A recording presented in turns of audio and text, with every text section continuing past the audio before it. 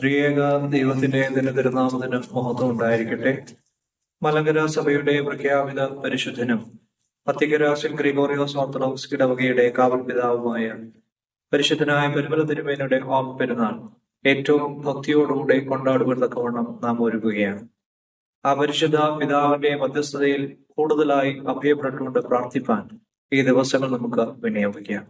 October മാസം 26 മുതൽ November മാസം 1 വരെയുള്ള ദിവസങ്ങളിൽ ഏറ്റവും ഭക്തിയോടെ ശ്രേഷ്ഠതയോടെ ആ പരിശുദ്ധ പിതാവിന്റെ ഓർമ്മ പെരുന്നാൾ നമുക്ക് കൊണ്ടാടാം.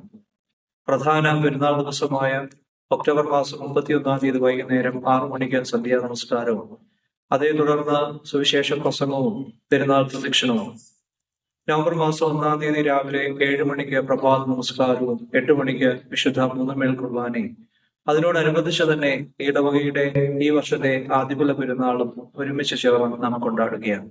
വിശുദ്ധിയോടെ പ്രാർത്ഥനയോടെ നമുക്ക് ഒരുങ്ങാം.